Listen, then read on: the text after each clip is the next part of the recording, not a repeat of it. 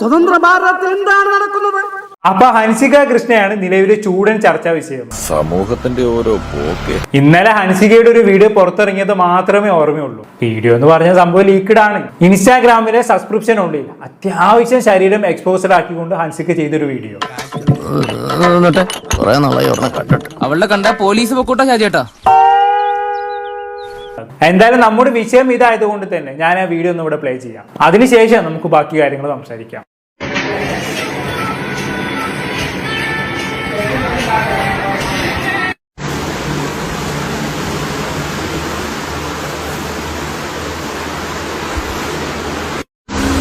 Hi.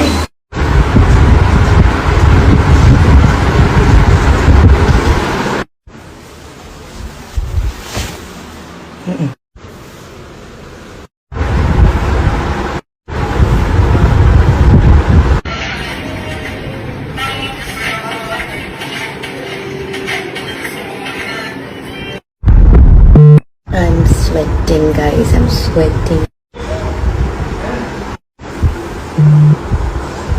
Bye guys.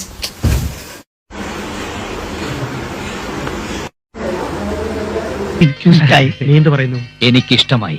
കണ്ടല്ലോ, ഇതാണ് ആ വീഡിയോ. എന്തൊക്കെയാണല്ലോ അവള് കാണിച്ചു കൂട്ടുന്നത്. സത്യം പറഞ്ഞാൽ നല്ല ബോറായിട്ടുണ്ട്. ഇത് കണ്ട് ക്രഷ് അടിക്കുന്ന ആൾക്കാരൊക്കെ ഉണ്ടാവും, അത് വേറെ കാര്യം. അതുകൊണ്ടാണല്ലോ ഈ വീഡിയോ ലീക്ക് ആയതിന് പിന്നാലെ ഹൻസികയുടെ സബ്സ്ക്രിപ്ഷൻ എടുക്കാൻ വേണ്ടി ജനം തിക്കും തിരക്കും കൂട്ടുന്നത്. എന്നാലും കൃഷ്ണകുമാറിന്റെ മക്കൾക്ക് ഇൻസ്റ്റാഗ്രാം സബ്സ്ക്രിപ്ഷൻ വഴി തുണി അയച്ചിടേണ്ട ഗതികേട് വന്നല്ലോ എന്ന് ആലോചിക്കുമ്പോഴാണ് കൃഷ്ണകുമാറിനെ അഭിമാനിക്കാം. മകൾ ഒരുപാട് വളർന്നിരിക്കുന്നു. അവളുടെ ചേച്ചിമാരെക്കാളും അവൾ വളർന്നിരിക്കും. എന്തായാലും ഭാർഗവി കാരണം നമ്മുടെ ഗ്രാമം പച്ചപിടിക്കാൻ തുടങ്ങി. വിദേശ നാണയം കിട്ടുന്ന തൊഴിലല്ലേ അവൾ കണ്ടുപിടിച്ചത്. മോനെ, ഞാനതൊരു ബിസിനസ് ആയിട്ടല്ല കാണുന്നത്, ഒരു ജീവകാരുണ്യ പ്രവർത്തനം. പക്ഷെ എന്റെ നടത്തിപ്പിലുള്ള ചില അടിസ്ഥാന ചെലവുകളുണ്ടല്ലോ, അത് മാത്രമേ ഞാൻ ചോദിച്ചുള്ളൂ. സോഷ്യൽ മീഡിയയുടെ ഉപയോഗം നിയന്ത്രിക്കണമെന്ന് മക്കളെ ഉപദേശിച്ചിട്ട് അവസാനം ഇങ്ങനെ അടപടലും തേണ്ടി വന്ന ഒരു അച്ഛൻ വേറെ ഉണ്ടാവില്ല. അയ്യോ സാറ് വിചാരിക്കുന്ന പോലെ അല്ല കാര്യങ്ങളെ. അതേടാ, ഞാൻ മാത്രമല്ല, ലോകത്തിൽ ആരും വിചാരിക്കാത്ത കാര്യങ്ങളാണല്ലോ ഇതൊക്കെ.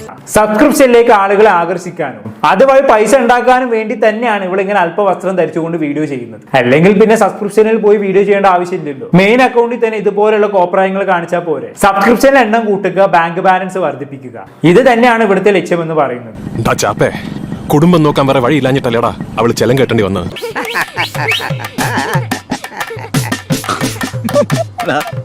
ഇനിയെങ്കിലും നന്നാവും നോക്കടാ ചേട്ടൻ. എന്നോട് തന്നോട്